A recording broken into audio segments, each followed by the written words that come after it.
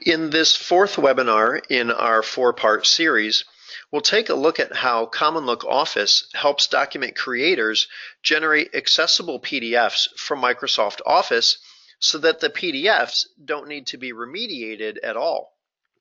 Taking this proactive approach to document accessibility can save organizations significant time and money. So I'll navigate to a document that I have open in Word, and we'll get started. So I've created my Word document and I'm ready to generate the PDF. Now, I have options like I could print to PDF, or maybe I could use the Acrobat functionality to export to Adobe PDF. However, CommonLook Office is a plugin for Word and PowerPoint, so after you've created your documents or your PowerPoint presentations, then you can use CommonLook Office to make sure that the PDF that's generated is tagged and is accessible. I'll go up in the ribbon in Word to CommonLook Office, choose that tab, and then in the CommonLook Office ribbon, the first button on the left is to create the CommonLook PDF. So when I select that button, the first thing that CommonLook wants to know is what standard do I want my PDF to conform with? Generally, we'll choose WCAG 2.0, which again is the new Section 508 after the refresh. So I'll choose WCAG 2.0 and then hit OK.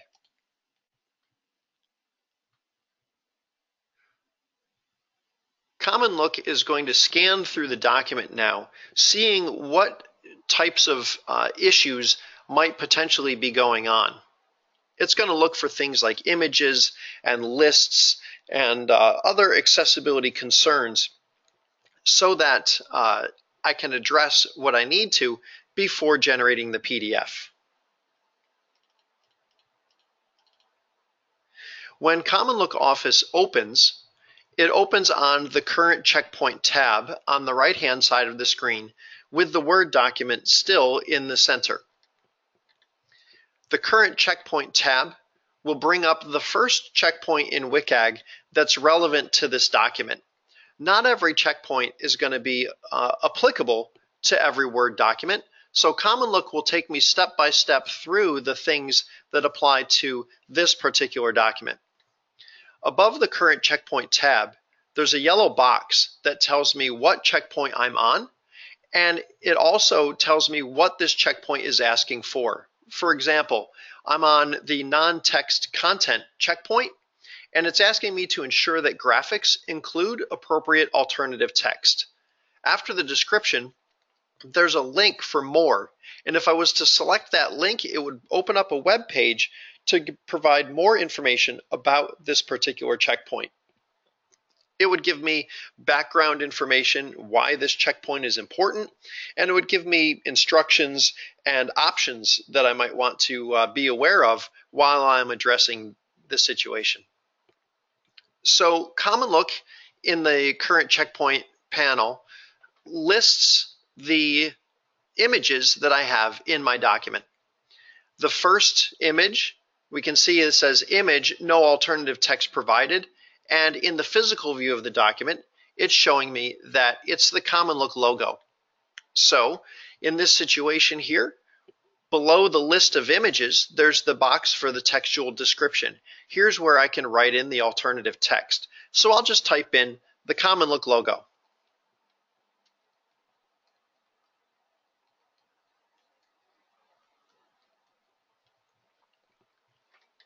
I also have the option to enter actual text. That would be used, for example, if I had a picture of text, like a drop cap.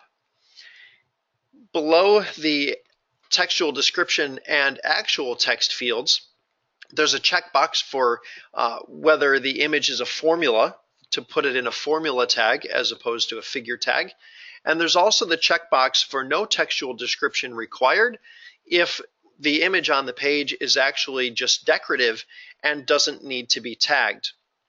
When we choose this checkbox, then the image will still appear in the physical view of the PDF, but it won't be placed in a figure tag in the tag tree, and a screen reader won't try to read it. Below these checkboxes, there's a couple of radio buttons. One is to show images with no textual description, and one is to show all. We recommend that you leave the default show all so that all of the images in the document get listed in the CommonLook panel so that we can verify that the alternative text is correct if there is any, and if there's not any alt text, we can provide it as needed. I've typed in the CommonLook logo. I'm going to go down below to the button for next task, and when I select that button, it takes me to this chart right below the CommonLook logo in the physical view. Now here, the textual description has already been entered, chart showing the increased use of PDFs online. So I can verify that that alternative text is correct, and this is important for example, authors or editors or subject matter experts to be using CommonLook Office to generate the PDFs, because the author or the subject matter expert perhaps knows best what's appropriate alternative text for the chart. For example, in this chart here, is the alternative text just that the chart shows the increased use of PDFs online sufficient, or do I need to include every data point for all the file types along the way? Subject matter experts and authors would know this because, for example, the author knows that perhaps the paragraph right before this chart illustrates or describes what's going on in the actual chart itself.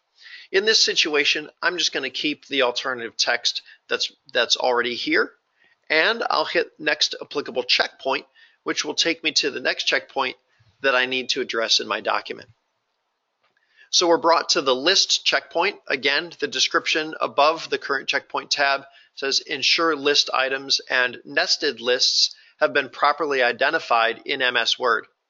So CommonLook is listing 3 lists that are in my document, and I just need to verify that the first list selected is in fact the entire list in the physical view. Similarly, if I hit next task, it'll take me to the second list, and again, I see in the physical view that the entire list is selected, so that's fine. I'll hit next task one more time. It brings me to the third list in the CommonLook panel, but now I see in the physical view that my list, which is supposed to be a main list of 3 items, has not been put together correctly. I only have the first 2 list items, and then the sub list is highlighted, but not item number 3. I'm going to fix this really quickly by getting rid of all of the spaces that the author put in and making my list get built correctly. Now, over in the CommonLook panel, I can hit the reload button to reload the list checkpoint.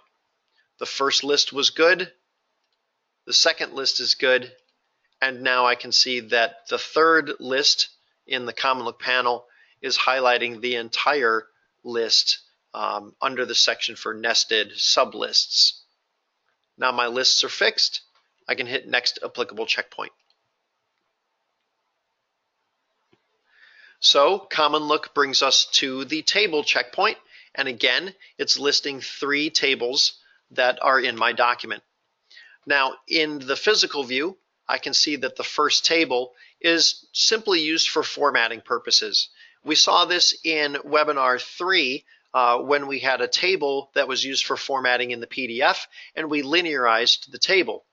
Similarly, we're going to do that here so that a screen reader doesn't land on the table tag and tell somebody that there's a data table there when in fact there isn't.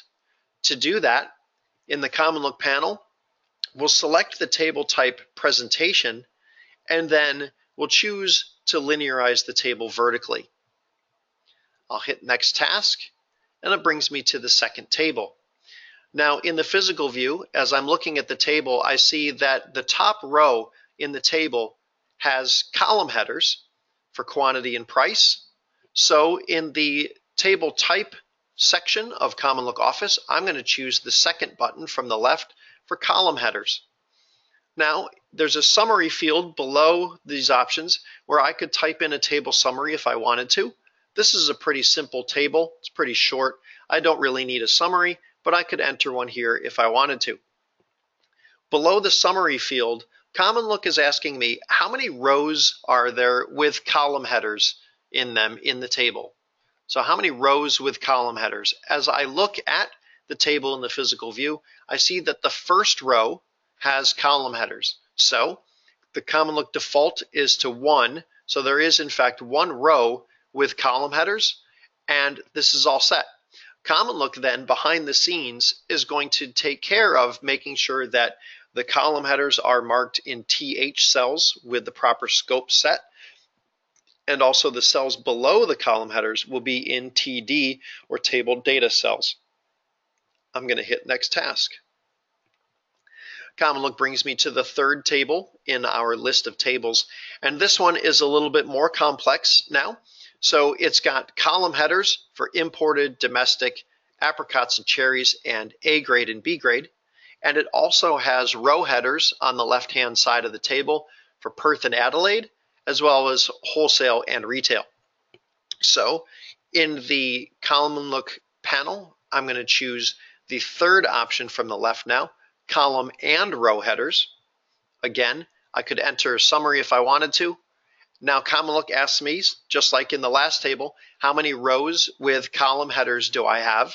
So I have 3 rows of column headers, right? Again, imported and domestic, apricots and cherries in the second row, and in the third row, A grade and B grade.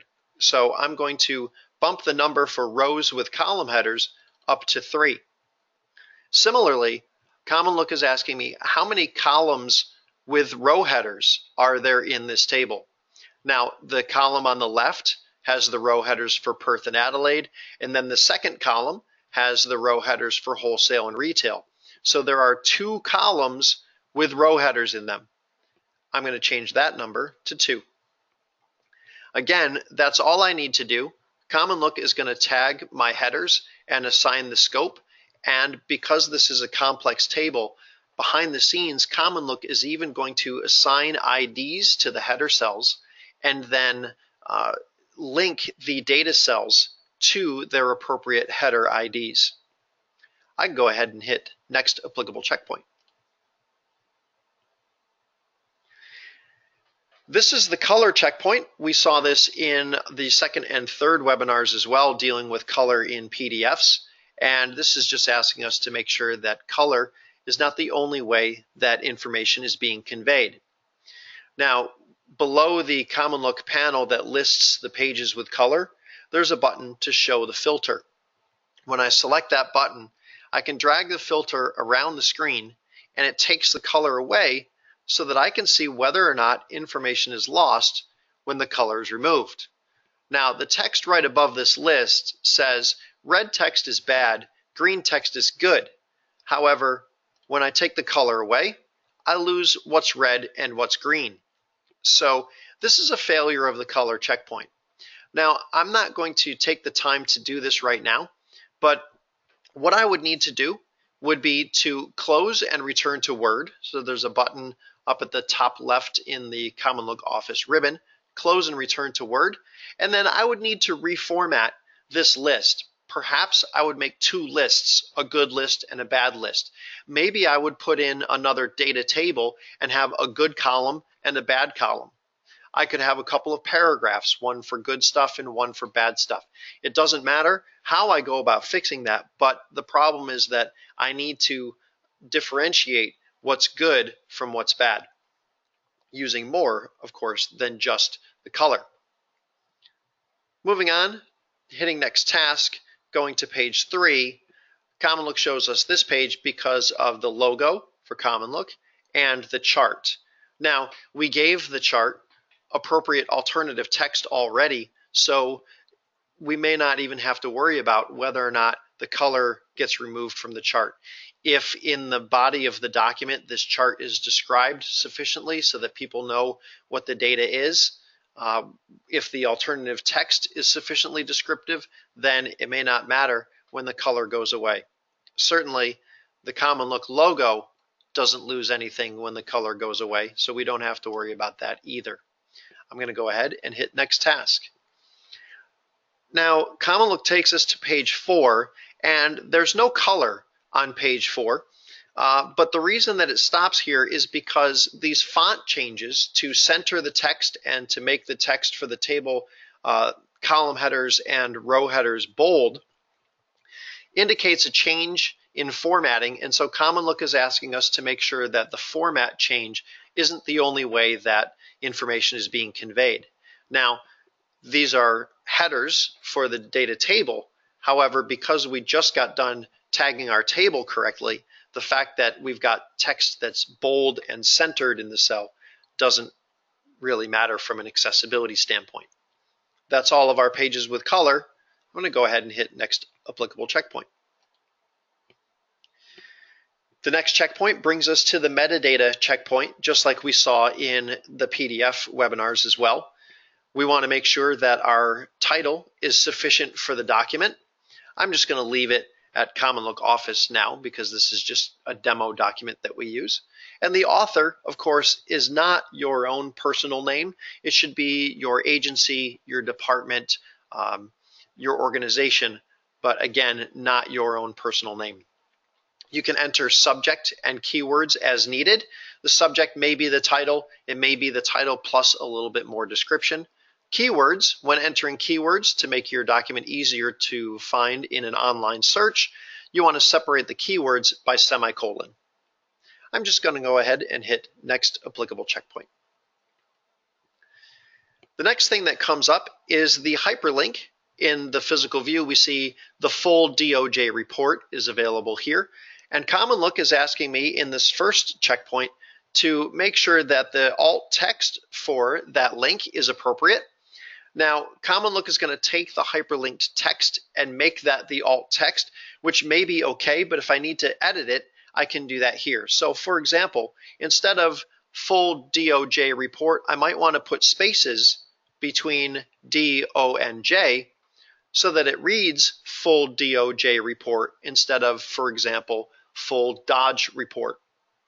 I'm going to go ahead and hit Next Applicable Checkpoint. Again, it brings me to the same link because there's two checkpoints for links. This one, as I look in the description box above the current checkpoint tab, says ensure that links have appropriate display text. So two bad authoring practices would be to have a really long cryptic URL there that people can't tell where that link is going to take them just by reading it. Or if it says click here, because again, if you just read the link and it says click here, you don't necessarily really know where that's going to go until you follow it, and then maybe you realize that, oops, that was the wrong link. So we're asked to make sure that the links have appropriate display text that you can tell from either the link itself or a sentence before or after the link where that link is going to take you. In this case, we're good. I'm going to go ahead and hit Next Applicable Checkpoint. Now we come to the headings, and the description above the current checkpoint tab says check for headings, ensure heading levels are not skipped. And sure enough, we see in the CommonLook panel below that we start with a heading 2, so we skipped heading 1, and then it goes to a heading 1, which is actually further down the page, not getting the title of the document, dealing with increasing concerns for document accessibility in digital media today. So again, to fix this issue, I would need to close and return to Word, and then I would need to use my styles correctly, assigning the title in H1, and then making sure that we're using the other heading levels, heading 2s and heading 3s and so on, correctly along the way as well. I'm not going to take the time to do that, but that's what we would need to do. I'm going to go ahead and hit Next Applicable Checkpoint. Now, when we get to this phase, CommonLook has noticed that we've made some changes, so we get this, this dialog box that says CommonLook Office detected that the document has been modified since it was last verified. Do you want to rerun the verification process? So if you've made significant changes, you might want to hit yes rerun your checks, make sure you haven't missed anything or you've gotten everything taken care of, and then go from there. I'm going to go ahead and hit no. And the next question that comes up is, where do I want to save my PDF, right? The Save as Accessible PDF dialog comes up. So it's going to save the file name, the same file name as the Word document. Obviously, it's going to save it as a PDF, and it's going to save it in the same location where your Word document is also saved.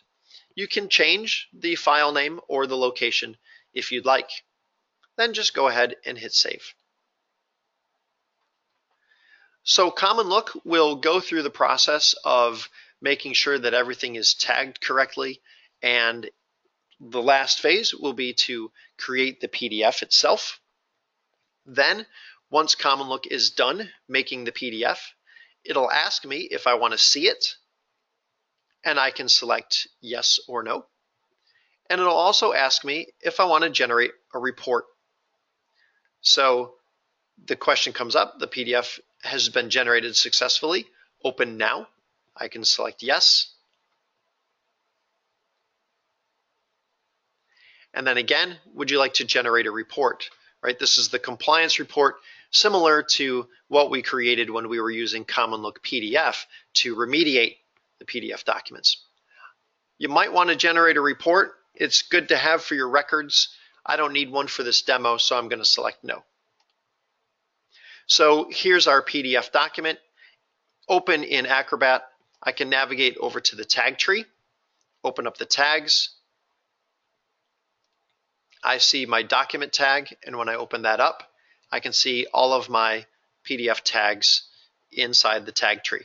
Now, remember that I didn't go back and fix the styles, so instead of having a heading 1 for my title, it's still in a normal tag, which is the same as a paragraph tag, and then we have heading 2 and more normal tags and so on. Other tags of interest, the list tag, if we check to make sure that our lists were built correctly. So here's the first list in the document. I've got my list items with my labels and my L bodies inside, just like we would expect, just like we had done in the PDF documents when we remediated those. Continuing on down, here's the heading 3 for presentation table. And then we have 2 paragraph tags in the tag tree from when we linearized the table. Whereas after the heading 3 for simple table, now we actually have a table tag with table rows inside it and THs for quantity and price. And in the second row, for example, data cells for $1 and $10. Similarly, for the last table, our complex table, we have another table tag with more table rows. And in fact, I'll just randomly pick this table row to open it up. Here's the TH, the table header cell for Perth, and then the heading cell for wholesale, and then the data cells for the data that's in that row. So that's everything. We're good to go. Our document is accessible and WCAG 2.0 compliant. If you have any questions or comments, please feel free to send an email to info@commonlook.com. If you'd like another webinar on some other concept or some other skill, please also feel free to send us a note to info@commonlook.com. Thank you very much for watching. I hope that you found this webinar helpful.